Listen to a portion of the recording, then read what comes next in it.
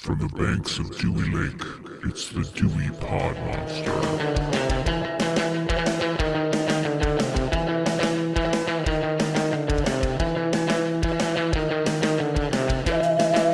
Welcome back. My name is John. This is the Dewey Pod Monster Podcast. This is your weekly podcast about consumption. We're proud members of the You Run Podcast Network. You can find all of our previous episodes at yourunpodcast.com. You can also check out all the other great network members while you're on the site. Please do. With me this week is the host of the Dewey Pod Monster Podcast, and his name is Sean. And Sean, how are you today? John, I am here to pump you up, or it up. Close enough. Pump it up. Yeah, or you. Better visuals. I'm already inflated enough. You're already pumped up. I had a lot of beer and pizza this weekend. I feel like I need to deflate, not inflate. You're like a pair of Reeboks. A little bit. You're all pumped up. I need to blow out the air socket or whatever it was. Is that what they had? Well, air Like a little nozzle, like a little douche nozzle or something. something like that. Sean, what have you been watching this week? Anything good? I haven't really had a lot of time to watch a lot of stuff, but I did get the opportunity or fit in the time to watch a movie originally aired on Hulu, I believe. It's called Run, and it's a 2020 movie. It's a kind of a thriller, horror, suspense movie. Not so much horror, I guess, but long and the short of it is, this is straight off of IMDb because I literally just finished this and didn't have time to really get a good. This is probably the best synopsis on short notice. It says, I have faith in you. I'm sure it's better than whatever some schmuck wrote on IMDb. So. No, it's not. Chloe, a teenager who is confined to a wheelchair, is homeschooled by her mother, Diane. Chloe soon becomes suspicious of her mother and begins to suspect that she may be harboring a dark secret. So I watched this with my daughter, my older daughter. She was surprisingly into it. Both of them were watching, but the younger one was like, I don't know. She watched 10 minutes and she's like, I'm going to go in my room. It's like, all right, see ya. And then the older one stuck around. But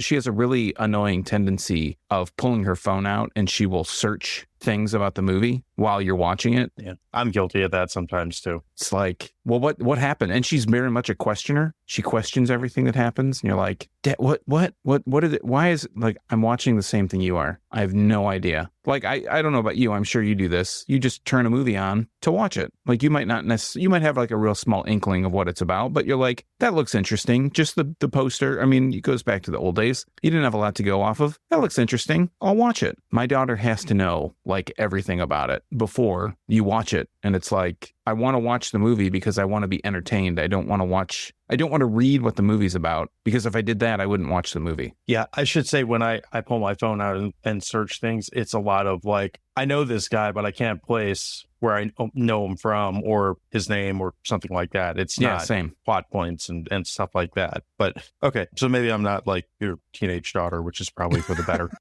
I mean, she walked away. She had her phone out. She was looking at something. She walked away. I looked at it and I'm like, what did she look up? Because she's like, what's the name of this movie? And as soon as she walked away, I looked and it said, what is the summary? So I was like, okay, well, she's not looking up like what actually happens. So that's a good thing. That's a good start. But yeah, so it stars Sarah Paulson.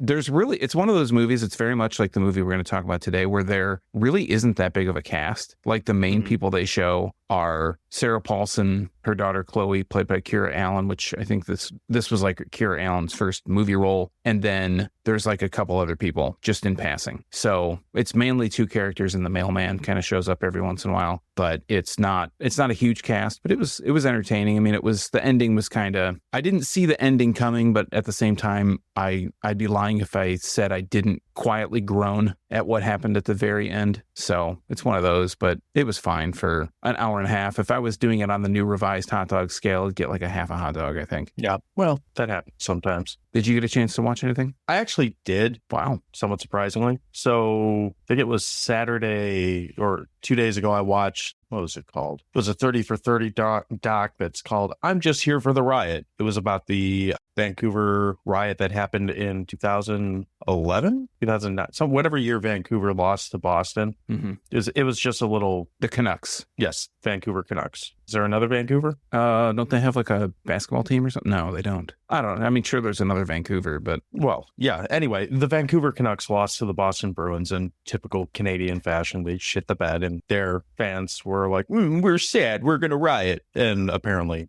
calamity ensues. It's really not that fascinating of a documentary. It's literally like, as they break it down more and more, it almost feels like they're trying to make you feel bad for these dipshits because they were all like out partying and rioting, and they're like the first generation to realize, if I post this picture of me committing felonies on the internets, police might find me. And then they do, and whatever. It's kind of funny because some of them still are doing the like distort my voice and put the big black box over my face so you can't see me. I'm like, you've probably seen this kid before because he was like one of the poster boys for this riot, the like Asian kid with the goggles on and like the hockey stick coming out of a broken window that he smashed out. I'm sure if I found the picture and sent it to you, you'd be like, oh yeah, I seen that. They show it several times. I seen that. Yeah, they show it several times in the doc. As a whole, it's kind of disappointing by where my standards are for the 30 for 30 documentaries because I feel like they usually do a pretty good job. It's not that they necessarily did a bad job. I just don't think it's that interesting of a story in retrospect. After watching it, I'm like, all right, they rioted for a night. They got caught. Most of them got probation. Now what? So it's like nothing learned. It's just a bunch of dumb kids being drunk and stupid. And this is what happened. Shocker. Isn't this one where they kind of they stitched together a bunch of social media posts to be able to identify different people? And yeah, what's kind of funny about that, actually, I found this really funny. I don't remember, he must have had some kind of link to law enforcement, but he basically was like a investigator that did a lot of online like investigation at the time. And all he did was make a Facebook group that said the name of the group, and I'm not even kidding. It's like, post your photos and videos of the Vancouver riot. That's it. And people just came to it and just started putting evidence up left and right. That's all he did. And they started piecing it together from that and, everything else. I was like, that's I don't know if that's just like, oh, look at these silly trusting Canadians, or if that's just a generation that hadn't quite realized you probably shouldn't trust things yet. I don't know, but I feel like it speaks volumes to the fact that all they did is literally make a Facebook group that said, did you do this crime? Yes, no. And people went and checked the box that said yes and threw themselves up there. Like it's that simple of an investigation for the most part. Genius and idiocy all at the same time. Yeah. And the funny thing is I think back to when I was probably, we'll say 20 to 24, just like a big broad number there. A lot of the stuff that they're all doing, like if you're in the middle of all that, I can't say I wouldn't act like an idiot either because, people do stupid things at stupid times. I'm not claiming to be an angel or right. However, I don't think I would be dumb enough to post pictures of myself on a Facebook group committing said crimes. This will age me quite a bit, but when I was in my early 20s in my first apartment with my roommates, I had a digital camera, and it was very like early days in digital camera space. Everybody else usually had either film cameras, disposables, whatever. And my roommate was adamant, like, do not take pictures of any of the stuff that we're doing. Because, he was ahead of the curve, and I'm sure he will never hear this, but that guy, and I think I've mentioned this to you in passing in the past, has zero. Is this the air conditioner guy? I don't know. You mentioned you were, you can cut around this if you want. Run the electric bill up because it wasn't going to the right place or something like that. Yeah, I don't think we did that maliciously, but yes, the guy has zero. Same guy. He has zero online presence at all. Like he has no footprint. You cannot find his any of his information. Well, you might be able to find his information, like public records and stuff, but I think there's one picture of him online and it's from his wedding like 20 years ago. Must be kind of nice. Yeah, I just don't know how you could avoid it for that long. I guess I would think you'd have to be pretty antisocial. Even the biggest curmudgeons and misanthropic people that I know have something online, or they've participated in that somehow. That guy never did, unless I'm sure he used aliases and stuff. That could be possible too. Right. Probably VPNing through 5 different servers or something like that. The other thing I watched, I just finished this before coming down here to start recording because I was like, I should probably watch something to talk about because didn't know if you were going to have time to. I was like, yeah, I got to fill some time. There's a new 3-part documentary on Netflix called This Is Zodiac Speaking. Oh, I want to see that. Do you follow? I'm not saying follow, like, are you sleuthing on your own? Like, I don't expect you to do that, but are you familiar with the Zodiac case? Like, never been solved? Yes. I'm familiar to an extent. Like, I don't know the ins and the outs and all the nuances. And, I know like some high level stuff, but I've never really gone that deep. I've seen Zodiac and I've seen. Okay. That was going to be my next question. Some other stuff about it. Yeah. So I'm not saying you shouldn't watch it because I actually enjoyed it quite a bit. I got through all 3 episodes and it's about probably 2.5 hours or so. Like, I didn't want to stop. It was a pretty good watch. at the same time, if you've seen the film Zodiac, if you have like a decent enough understanding of what that case is, I don't feel like it's like groundbreaking anything new. It's presented in a way that's very well told, and it does tell you a few things here and there, but I didn't come away from it feeling like I learned a whole ton that I didn't already know. I feel like I learned a little bit about something I knew enough about already. That said, it's still fascinating and worth spending the time watching just because it's such a weird case. It's just the idea that they pretty much present this information as like, this is the guy through the entirety of this documentary, but they don't really definitively know, I guess. Like they haven't conclusively said it, at least not from a legal perspective. But just the idea of like this guy being out there and sending these ciphers to the press and demanding they like put it on the front page of the news, all that shit is just so fucking crazy to me that anytime there's something well produced with it, I'm willing to at least give it a watch to see if there's something I haven't heard in there before. It's a very bizarre case. I'm not saying like, oh, this is my favorite serial killer. I'm not that guy. I don't have one of those. But I think people who do that are... I identify with this guy. Yeah, I think that's a little weird because there's a lot of people that do talk like that, and I don't quite see it that way. I understand the fascination, but I don't understand the infatuation, if that makes sense. Yeah, it totally makes sense. So did you finish the whole thing or did you just watch? I did. Oh, okay. I did. I got through. It's all three. Like I said, I just kind of put them on one after another. And when I realized, I was like, this is going to cut it close by about like, I usually come down here with about 20 minutes or so just to kind of turn shit on and get ready to do whatever we're doing down here. I was like, this is going to cut a little short on that, but I'd rather just get through this and not have to go back for like, there's something that annoys me more than if I watch 50 minutes of an hour-long program and have to go back for the last 10 minutes. Like, I'd almost rather just be like 5 minutes late and be like, I got to finish this real quick. I'll cut the slapping myself in the face to hype myself up short so I can finish this show. Pretty much. Yeah. Some things just need to be done. Yeah, So. agreed. But yeah, it was a short week. That's what happens sometimes. We got to cram things together. So unless you got something else, we're going to take a quick break and we'll come back and we're going to talk about the film, The Substance, which will probably, I don't know, this is either going to be the, like, on the longer side of the conversations that we've had about a film, or it's going to be super quick and to the point. I'm kind of curious to see where it goes. To answer your question, I'm ready to take a break. All right. Well, we'll be back in just a moment then.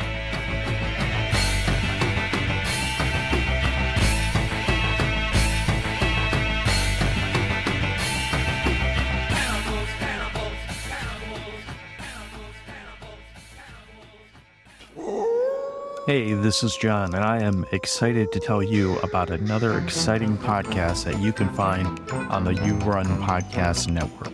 If you like spooky stuff, then check out the Paranormal Misfits podcast.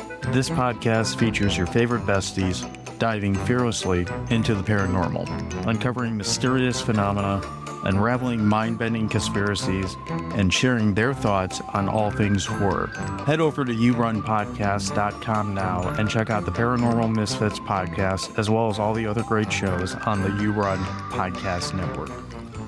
All right, so we're back, and if you skipped ahead to this point and somehow didn't read the title for this, we're talking about the movie The Substance. This movie came out this year. It has Demi Moore and Margaret Qualley. This has Demi Moore and Margaret Qualley. And Dennis Quaid. Hopefully Sean fixes that so you don't know how bad my memory is. And Dennis Quaid, I would say he's not a star, but he's definitely in this and memorable. But we start with the third-party review as per usual, and this third-party review is from Carlos A. Carlos says, the idea is very good and execution accordingly for the first 90% of the movie. The last 10% wasn't needed. It disgusted and unpleasant.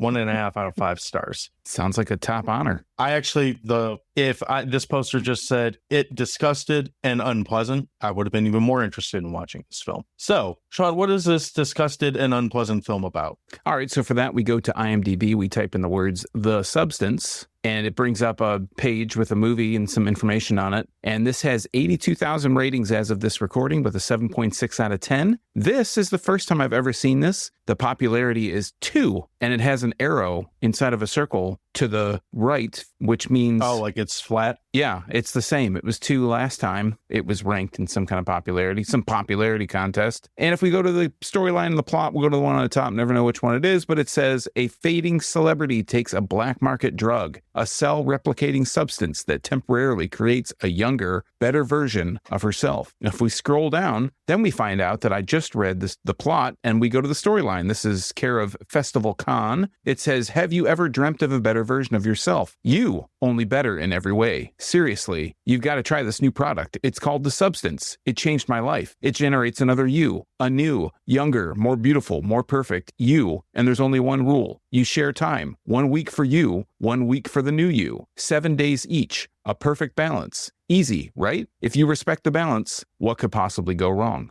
Yeah. What could possibly go wrong? I guess we're going to find out. So you mentioned there's really only a couple people that stand out in this movie. We've already said all but one of their names. So it's Demi Moore, Margaret Qualley, and Dennis Quaid is in this as a supporting role, but he's a character in this movie for sure. But I'd say he's 4% of the movie at most, if that. And the other two are the bulk of this. It's really, I'd say this is almost really Margaret Qualley's movie, and Demi Moore is the backbone of it at the same time. Like those two really are obviously the straw that stirred the drink. But I think Qualley is, even though they're not listed this way, I think she's like the character that you see more of than Demi Moore's. I kind of touched on this, like as far as looking up stuff. I went into this movie actually thinking that only having a loose idea of what was going to happen in this movie, but I thought Demi Moore was the only star in this movie. Like they were either de-aging her or makeuping or something like that to, like, I thought it was going to be the Demi Moore roller coaster through the whole movie. I didn't realize that there were two actors playing the kind of the same person through this. So that was the first thing that kind of caught me by surprise, but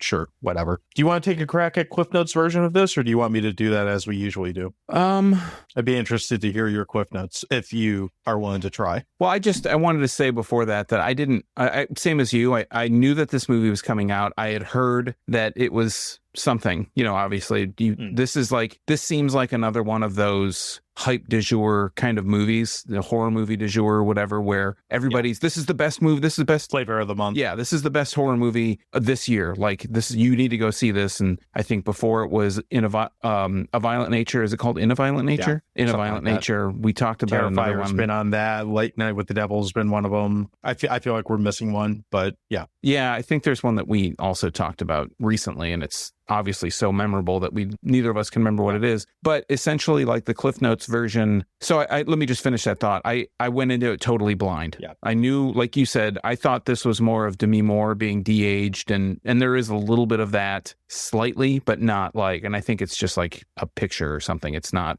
really something that happens. The actress I don't think she's de-aged at any point in this. I mean, maybe. So essentially, Demi Moore plays Elizabeth Sparkle, who is a fitness kind of like a Richard Simmons, but not so corny, like a fitness person that's on television that does fitness classes. And was Suzanne Powder? The Summers? the thigh master. Yeah, her Suzanne Summers. That's kind of what it reminded me of. Okay. Yeah, I could see that. She does like an aerobic show on TV, and she's had this show forever. She's like an institution, and Dennis Quaid is the producer. And after she turns a certain age, and I think they kind of allude that she's 50 when she turns 50, that, hey, you've had a great run. Now hit the streets. And she goes home. She gets in a car accident when she's at the doctor's office, a pretty horrific car accident, but she has no injuries. And an orderly is like, hey, you look like you'd be a perfect candidate for this thing. And he kind of alludes to it, but he doesn't say it outright. And when she leaves, in her jacket pocket, she notices a note with like a USB drive, a thumb drive, and she plugs it in and has a video, and it's an advertisement for this drug. This black market drug is the synopsis or the storyline or the plot, whichever one we read said. And she calls the number, and they have her go to this kind of dirty back alley doctor that she never interacts with anybody. It's all like through a key card system. And she picks up this drug, and what it's supposed to do is she uses this drug, and she has no idea. It just has these instructions, which I just have to say, these are like the most cryptic instructions. I would totally fuck this up and have major anxiety over all the stuff in this box. Oh, these instructions, like just the whole 7-day idea behind this. I was like, yeah, that's not setting yourself up for failure in any way, shape, or fucking form. And it's actually really clever because as you're going into it, the characters all seem to know what they're supposed to do, but it also comes across as they're just kind of throwing shit against the wall to see if what they're doing is actually what they should be doing. So it adds this whole level of anxiety throughout the entire movie. But anyways, she injects this drug. Long story short, it kind of splits her into two people. Like this person, her back splits open and this person emerges from the husk of her remaining body, of Demi Moore's remaining body. And Margaret Qualley comes out and they're kind of the same person. Kind of not. In the respect that they share the same ideas, or maybe it's like, it's hard to tell if they're supposed to be Elizabeth Sparkle, but this Margaret Qualley character that comes out of her takes on the moniker of Sue and then starts to pursue her own career in the business. But she needs to rely on Demi Moore because Demi Moore is laying in a state, like a suspended state, like a coma or something, where she doesn't have reaction, she doesn't eat, she barely like exists. She breathes, and she has a food serum, so to speak, that is keeping her alive for the week. It's like a banana bag or something. Yeah, something It's like kind of that. what it looks like. So I don't know how spoilery we want to get, but that would be like where my extremely long Cliff Notes version would end for the non-spoiler territory stuff. Yeah, we'll get to spoilers in a minute because this is going to get to the point where we kind of have to do that with this one. One of the things I'll say that I really liked about this film right off the bat is at least for the cinematography, the camera angles, the color concepts, all that type of stuff, I felt like I was watching a Stanley Kubrick movie. It's a lot of long hallways with like intricate patterns in carpets and walls and even doorways, a lot of repeating patterns, a lot of stuff that makes you kind of feel like you're almost in like some kind of suspended, animation world. Like whatever is, even when you're looking at like Demi Moore walking up the street and like going to get her drugs or coffee or whatever the hell she's doing in any given scene, there's something about it that feels really surreal and fake throughout the whole thing, but it looks brilliantly vibrant and intricate and interesting through the entire movie. So I think that's pretty cool. I was going to piggyback off and say, like, even when Demi Moore is on screen, it's like everything is a little bit more drab. It's a little bit more, everything's a little darker. It's a little like a lot of blue and a lot of cooler tones, where when it's Sue, everything's even the music becomes more upbeat, pink and glittery and all that type of stuff. Glitterly. Yeah, lots of neons, lots of really bright colors, very vibrant, very saturated. It's got like a different look depending on the character that you're following. Yeah, and that also, I mean, even with how they dress, like, aside from this yellow coat that they both wear through the whole movie, and I'm not sure what the significance is there, but if there's any, maybe they just didn't want to buy a coat. Aside from that yellow coat, even how they dress, like, it's very much so Sue wears, like, again, pink, form-fitting, everything like that, where with Demi Moore or Elizabeth Sparkle, whatever we're calling her these days, it's very, like, old Hollywood feeling, like a lot of big, like, fancy ballroom type apparel and stuff like that. Even for something that, there's stuff that happens later where it's like she's just going out to get, I think she said like drinks or coffee or something like that with someone, and it's like, Jesus, you're really like overdressing for what it sounds like you're going to do, but whatever. But yeah, you're right, it does have that theme along with it too. The other thing that I think that this is almost like the biggest like thing I'll say about this movie before we get into spoiler talk and all that stuff, major Cronenberg vibes, more so than when baby Cronenberg made us watch Mia Goth jerk off Skarsgård in that movie, whatever that was. Infinity Pool. Yeah, that one. More so than that movie. Like this movie, I would say, like, I'll put it out there now. If you haven't seen this before we start breaking it down more, if you're a fan of David Cronenberg stuff, this is the for you. Like, just go. If it's, I don't even know if this is still in theaters. I'm pretty sure it still is. Go see it, rent it, buy it, whatever you got to do. Like, if you're a Cronenberg fan, if you like body horror and like all that kind of shit, this is 100% like in your wheelhouse. You should absolutely give this movie a shot. Doesn't mean you'll necessarily love it, or you might hate it. I don't know. But I mean, I don't think I can make a stronger recommendation than that. Like, if this than that. Like if Cronenberg, then try it. Fair? Yeah. I just looked it up at the time of this recording. It still is in theaters, but I doubt by the time this episode goes up that it'll be maybe one showing a day, because it's looking like 2 or 3 showings at most theaters. And even the ones that I'm looking at are kind of smaller screens. They're only having like 2 or 3 showings a day as it is now. So I'd be surprised if it's still in theaters. Well, there you go. We'll link it though in the show notes. Yeah. Is there anything else we can really talk on this before we get into like breaking down more detail, possible spoiler type stuff? I don't really have anything else. No, I think if we're gonna talk more about it, we probably are gonna go into spoilery territory. Oh, let's ruin up a movie. Dennis Quaid might be the most disgusting thing in this whole fucking movie. And that's saying a lot. There's a scene where he is eating in this. I mean, he's gross like from the second that the prawns. Yeah, I thought I was going to say crawfish, but prawns, whatever. There's a scene like he's introduced taking a piss, basically. Like that's how we meet this character. And although I do find him to be a rather amazing dresser, he's like somewhere between Lloyd Christmas and what Michelle Obama wore just the other day to show up at a Paris rally. So leopard print suit, orange suit, like that's kind of what he is. But they do so many extreme close-ups on his fucking mouth, whether he has food in it or fingers or tobacco, just everything else that happens in this movie, I will watch 100 times over if I had to, before I would want to watch Dennis Quaid eating prawns again. Like hard pass. This was supposed to be Ray Liotta. Was it? Yeah, that's if you notice at the end of the credits, they have a thank you to Ray Liotta. I didn't see that. I could see that actually. I actually think I would like that more, but obviously we can't have that now. Yeah, that ship has sailed. That might just be me being a Ray Liotta fan though, like more than anything. But all that said, I mean, for what he's supposed to be in this movie, I mean, he nails it. He is an utterly shitty slimeball shithead. Like he is exactly what you think of when you think of horrible Hollywood people in a lot of ways. And he does come across as like what the representation of men in this world. For the most part, he's like the most prominent man, but he also leads. He's always leading, not always, but he's usually leading this group of men. There's a scene near the end where he's leading all the shareholders, and they're all these old white-haired guys. And it's kind of like he's the representation. He's the one that's like leading the pack of this masculinity, but super toxic masculinity, right? Where it's all about how this woman looks and all the superficiality of it. Yeah, and they really hammer that home right from the second he's introduced. Like he's about, again, as he doesn't realize, well, maybe he does realize it. He doesn't realize that that Elizabeth is in the same room with him when he's being this degrading shithead. But it's everything you would think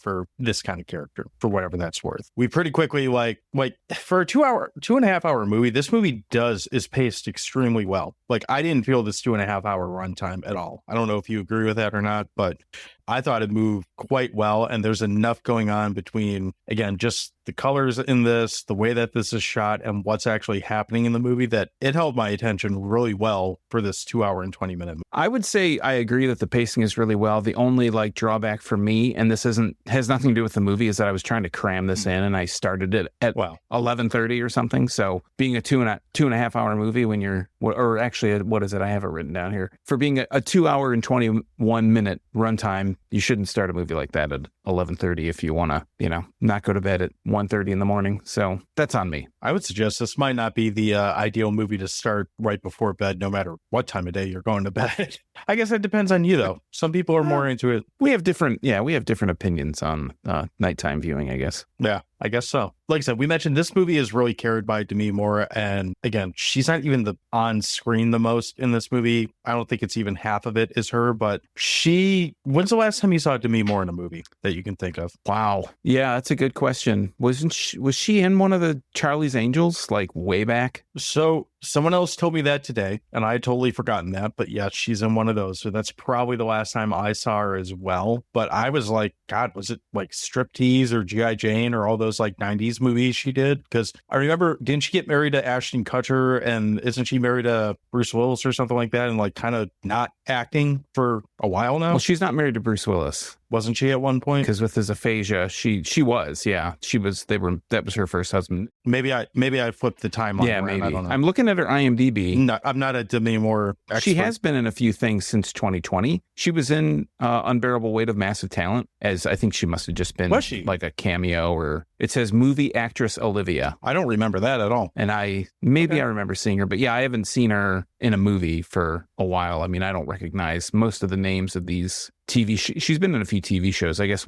looking at this one, it's a podcast series, so I don't listen to the podcast Dirty Diana, so I wouldn't be familiar with that work. But yeah, I would say looking at her IMDb, the last thing that I recognize that she was in, besides Weight of Massive Talent, is Charlie's Angels Full Throttle in 2003. So that's 20 years plus years ago. She fucking crushes in this movie. She does. She's great. She's relatable. She's very believable. She looks great. Well, until she doesn't. She looks great at the start of the movie. Things happen. And she's almost empathetic. Like, you kind of feel like she's a little bit of an idiot because I feel like if her first instinct of just throwing out the thumb drive and going on to the rest of her life was the right thing, but that wouldn't be much of a movie if it's just the substance. Here's an advertisement for this drug, and she says no, and then we end credits. That'd be pretty boring. But they do a really good job of just, I don't know, it's a weird thing because you almost have to believe she's in constant pain throughout this entire movie just off what you're seeing happening to her. She hides it really well if that's what she's supposed to be feeling. I mean, she's 61 years old, and she looks great for 61. Yeah, for sure.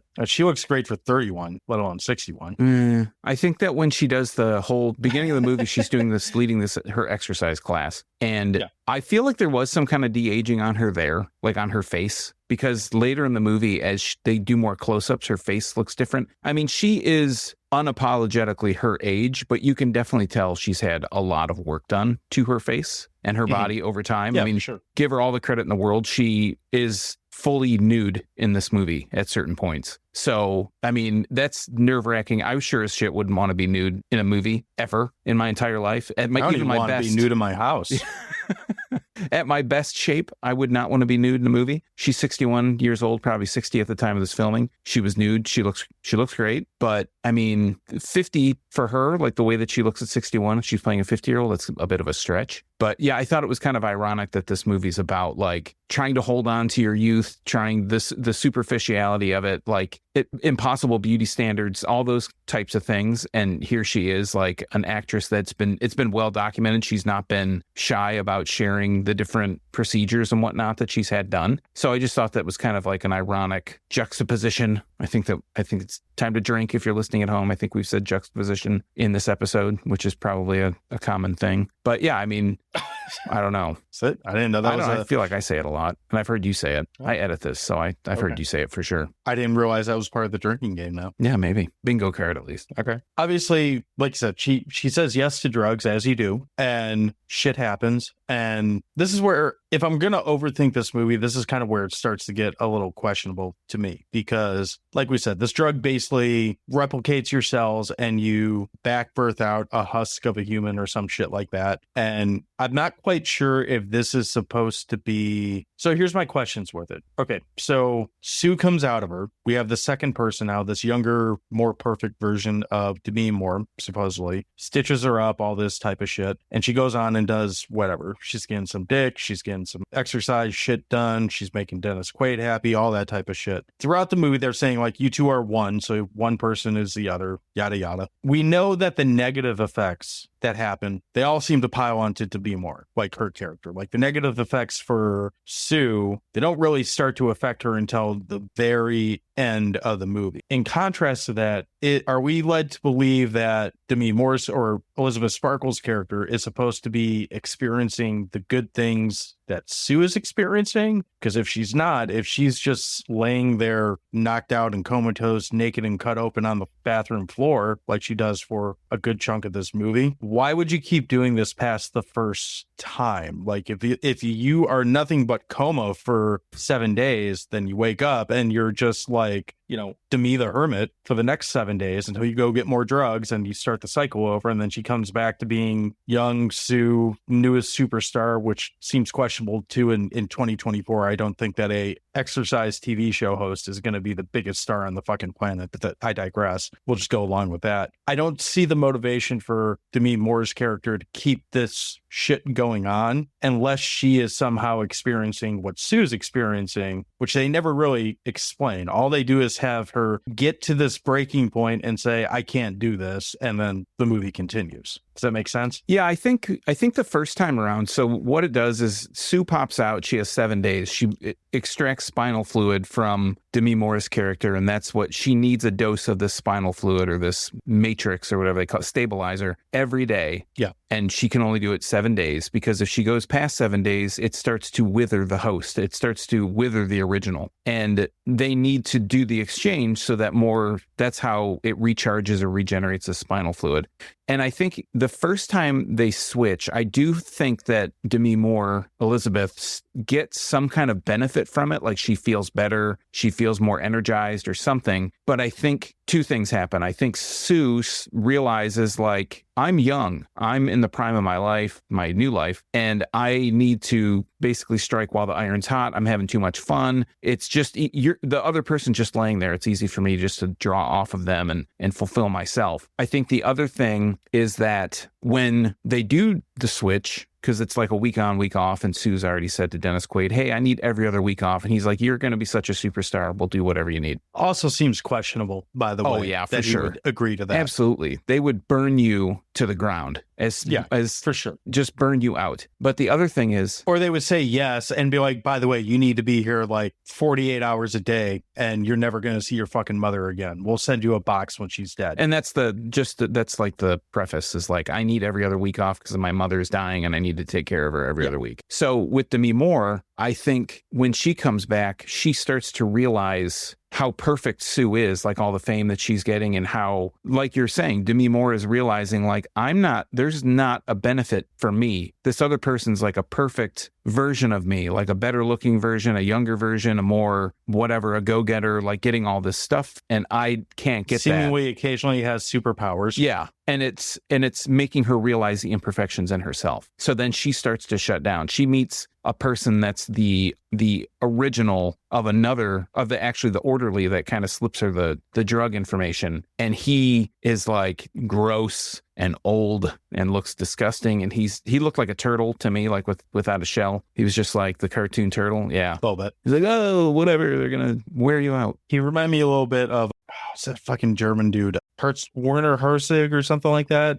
He was in the Mandalorian. Werner Herzog? Yeah, him. Remind me a little bit of like a skinny version of him. I think Werner Herzog's already skinny. This guy was kind of fat. The old fat guy. Anyhow. No, he was like hunched up. Anyway. Yeah. Anyway, so then I think she starts to realize like she can't get there. But what Sue, just to kind of move the story along, what Sue starts doing is extending the time, like extending the 7 days. And she's like, just one more day. Very predictable, by the way. Absolutely. I just need one more day. And then it's like a career thing comes up. I just need one more day. Hey, we're doing a photo shoot. I need one more day. And they kind of exemplify this or show this by all the little empty canisters that she would extract the spinal fluid from. And Demi Moore wakes up and she notices her finger is all like withered and kind of gnarled and looking extremely old, like 100 years old, like an old crone finger or something. And she freaks out, calls the number that there's a lot of calling of the substance number to say, hey, what's going on here? Substance hotline. Yeah, the substance hotline. And this person on the other end says, well, this is part of the balance. Like when you take away from one to give to the other, it doesn't go back. There is no real balance, right? In that case, because the teeter-totter can only go, one way. And when it starts out flat. Well, and that's almost the premise of the entire movie. But so, yeah, I mean, I don't want to go over this point by point because that's going to ruin it. And I do think that for the most part, that most people probably, if you're listening to this show, you should probably at least give this movie a try, at least in my opinion. And we'll get into that a little bit more, I'm sure. But before we give the whole fucking thing away, I mean, it goes down this rabbit hole. And I guess on a negative side, it does feel fairly predictable. Like it feels almost like you foreshadow everything that you're going to see. Not necessarily what happens and how it happens, but almost from the second that you see her take this drug, you're like, and again, this is a body horror movie. You probably know what you're getting into before you get into it. But almost from the second you see this drug come out of the box that it came in, you're like, this is not going to go well for this character. Like that's the instant feeling. This can't be a good thing. Yeah, this probably is not going to work. And it is the type of premise that like the more you think about it, the more you have questions. Like what is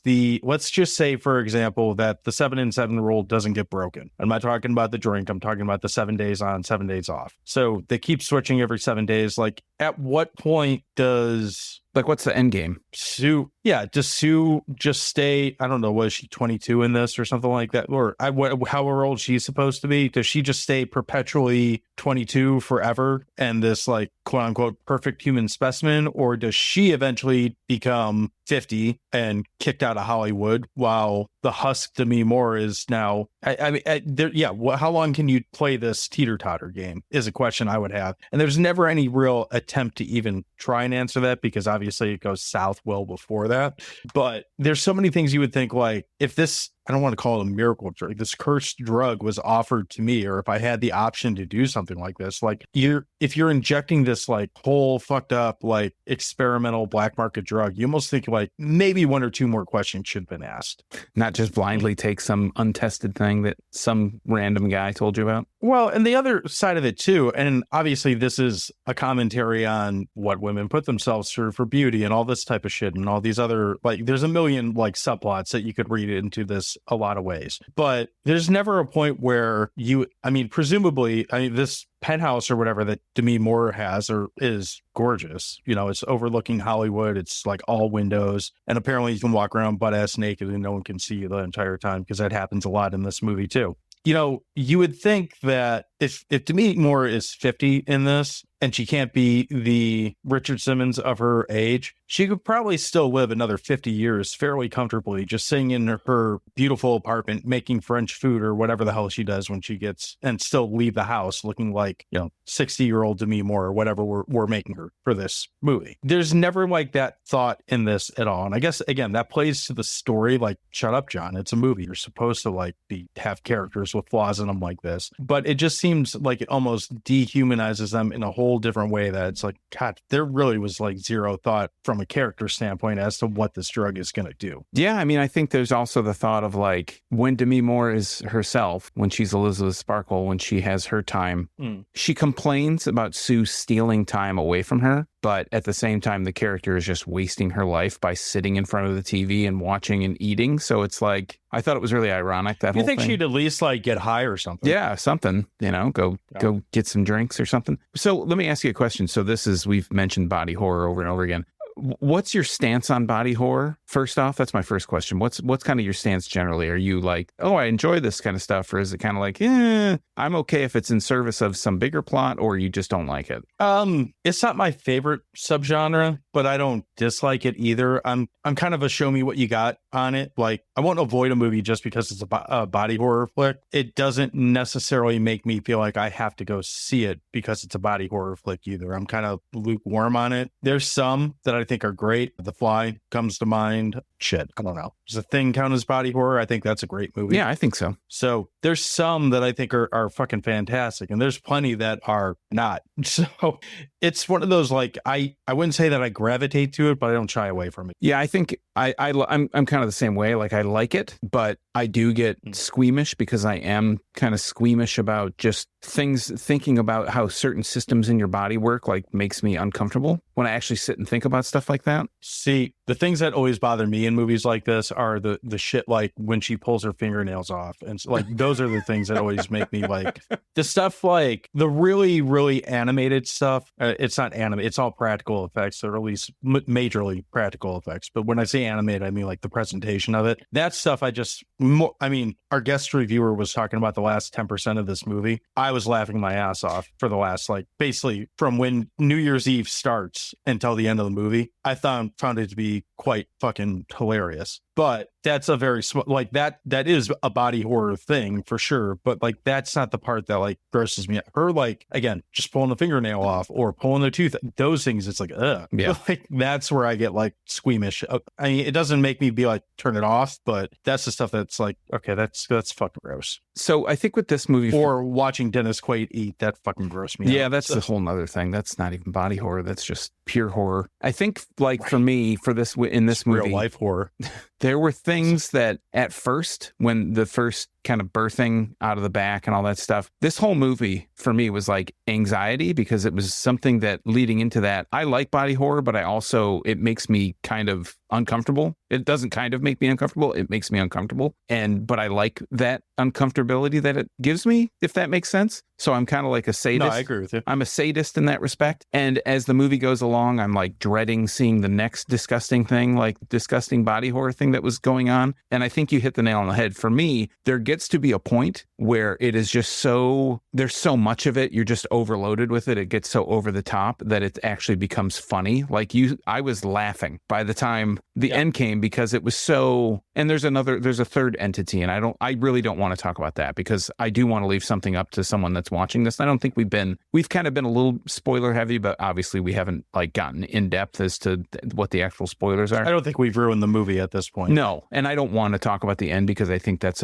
it is very, like we both said, I found it very hilarious. So I think that's really funny, and I don't want to give that up. But by the end, I was like, this is so over the top. This is so ridiculous. This is so gross and just like unbelievably ridiculous that you can't help but laugh. At least that's how I felt. You couldn't help but laugh and watch it, and all the just viscera. Unless you're Carlos. Yeah, unless you're Carlos. He was not a fan. Poor Carlos. Yeah, no, I mean, that stuff, like I said, for me, if I'm going into something knowing it's a body horror movie, I want the extreme crazy side of it. And that's fun. And that's pretty common in those types of movies. But the stuff where it's like the slower, more, I don't know if realistic's the right word, but like I have fingernails. I can see them. And theoretically, I could grab some pliers and rip them out if I wanted to. I don't want to. Don't like that even thinking about it. I hope that I'm never going to hit the point where I inject myself with some neon green like Mountain Dew and have Some glow stick juice. Yeah, and have another body crawl out of my back, stitch me up, and start using my spinal fluid or whatever it is. I said the same. I thought the same thing, spinal fluid, but maybe it's something else to keep themselves alive so they can be the one getting laid and not me. Like that's not how it works. If I don't get laid, no one gets laid. Exactly how it should be. I mean, I feel like I said, this is the kind of movie I feel like we probably could babble on about this for a while. And this does feel like the kind of movie like I'd almost want to have the conversation of like, this scene's really cool and break it down off like every little bit of goop that happens. This isn't really the venue for it because I don't want to ruin it for anyone who hasn't seen it. This is a super new movie. And I kind of get the opinion that there's a lot of people who just haven't seen it yet for whatever reason, even though I'm hearing mostly good things about it. It's getting buzz, but it's not like Terrifier where it's like, go see it right now or else you hate horror and the genre is dead. But it's not that. You haven't heard of any plants in the audience that are getting sick like they do with the aforementioned movie? Like, side rant. I have not, but I would feel, before you get to your side rant, I would feel this is more. Yeah. There you go. I have not, but I would say I would understand it more for this movie than for Terrifier. Any of them.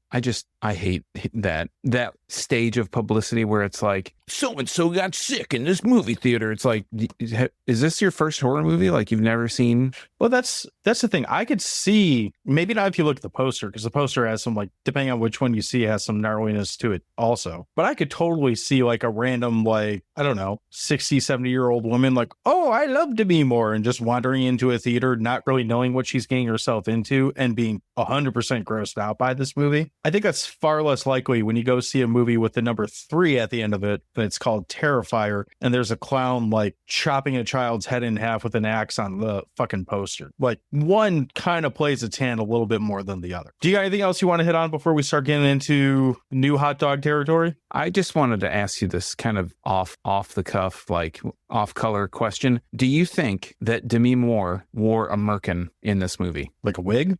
Yeah, like a pubic wig. Oh, a pubic wig? I'm going to say no. Okay. I was just curious what you thought. I noticed that the pubic hairstyles were different between Elizabeth and Sue. Elizabeth's was a little thicker and Sue's was a little short. They show it very quickly, but I was like, oh, that's interesting. They don't have the same pubic hair. I didn't look that close. I noticed there was hair and then I stopped trying to look. Yeah. I mean, I didn't pause it and I wasn't like, let me get real close to the microphone and look at the screen. It wasn't like that. It was more of like, oh. You didn't go frame by frame in 4K and circle it and circle it and circle it. Get the wife. Honey, come down here. There's vagina on TV. Hey, come here, check this out. Hey, which pubes do you think are real? My guess would be if you had to pick between the two, it'd probably be Demi Moore's and not Margaret Qualley's between the two. I think you'd be surprised. Just get some spray on hair and go down crotch level Round with it. deal. Spray on hair. Yeah, there we go. All right. What time is it, Sean?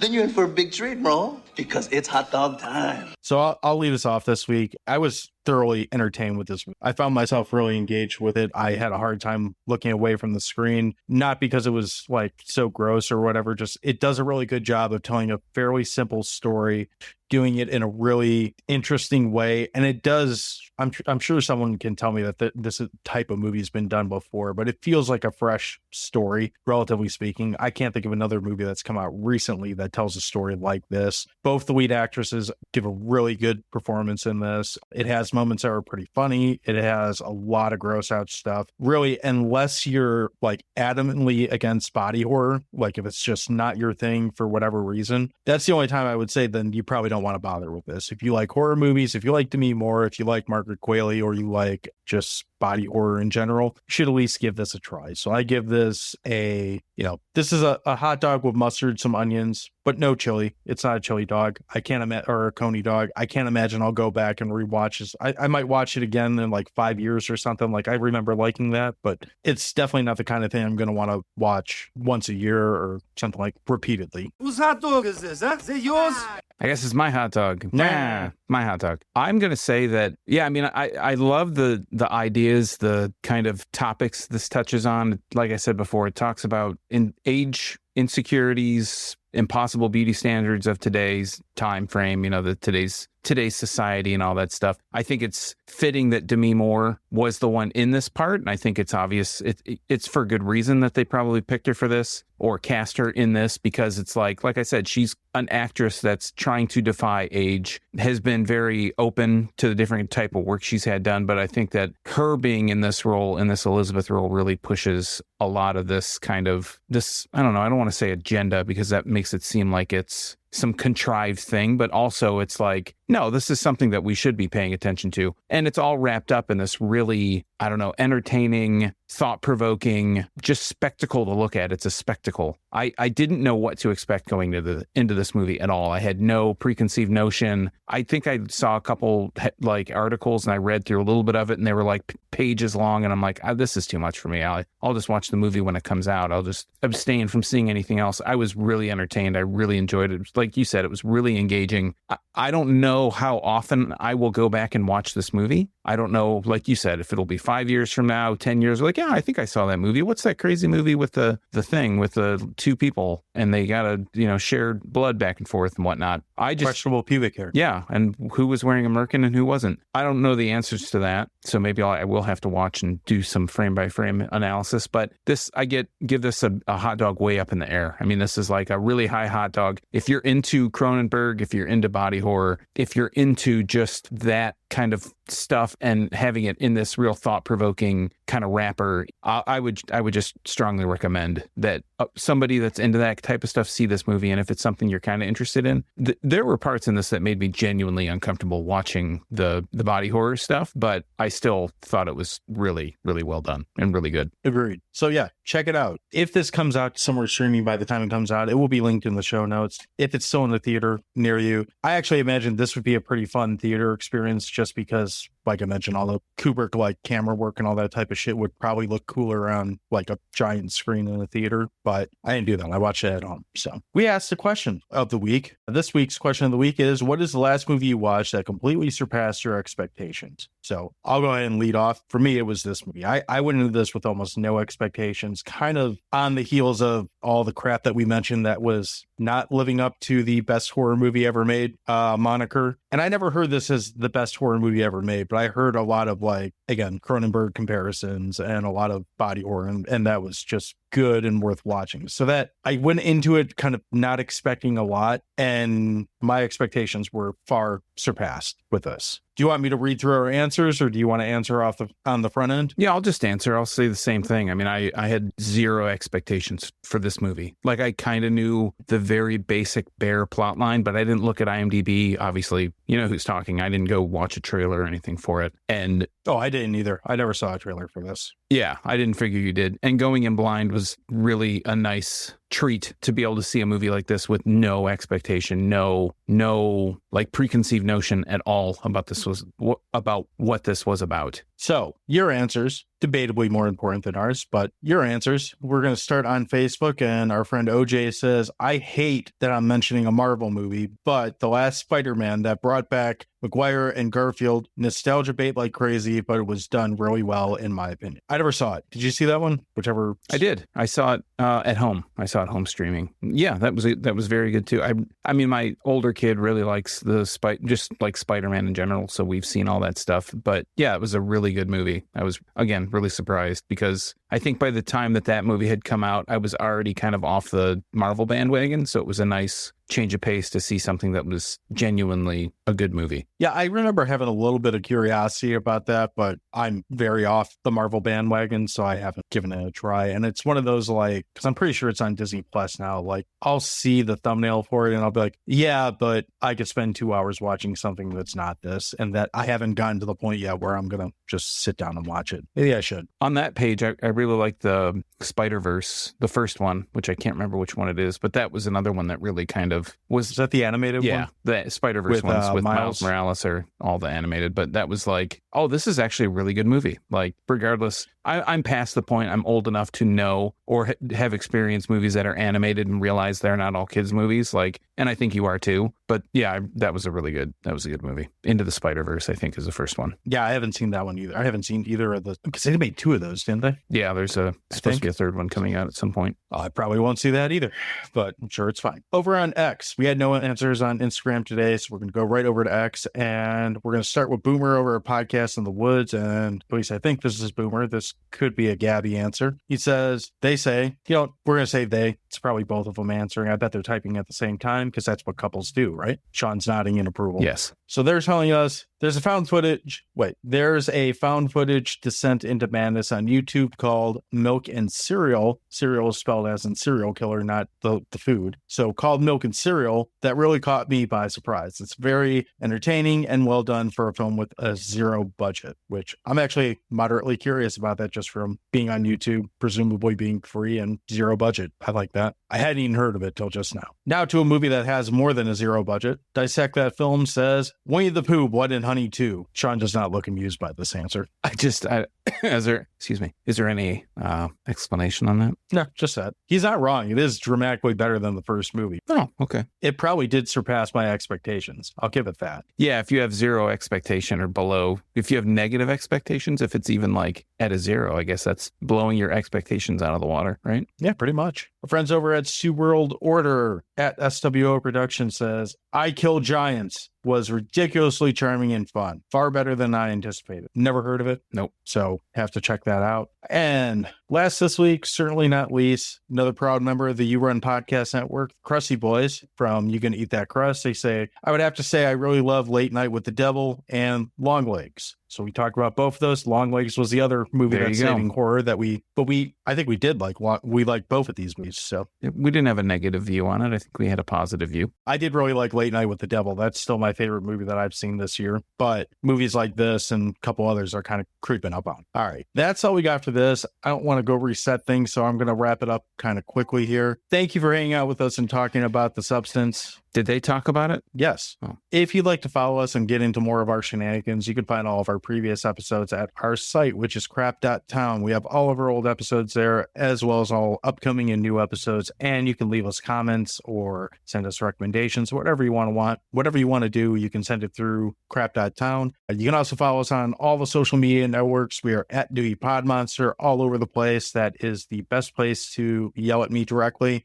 And of course, we definitely want you to check out yourunpodcast.com. That is our podcast network that we are on. There are a whole bunch of great shows there. They beat the crap out of all the ones that have all the politicians and all that shit on them. So don't listen to that shit. Listen to the You Run podcast and just be in a better place. It will make you happy mentally and stuff. Sean, what else is going on? What am I forgetting about? Don't listen to the rhetoric. You can check out our YouTube channel. It's at Dewey Podmonster. If you want your question of the week read on this show, your question of the week answer read on this show, check us out on social media at Dewey Podmonster. If you're not checking us out, you won't know what the question is. You won't be able to answer it. You won't be able to have it read on this show. It's called Cause and Effect, you dingus. I thought I was the only one who so-called people dingus. Other than that, if you're interested in my Michigan craft beer journey, you can check me out at youtube.drafttherapy.com or on all the social media networks at Draft Therapy. Even though I was just earlier ranting to John that I don't actually check it. So stop sending me fucking messages. It's disgusting and unpleasant. We'll be back next week. Cheers.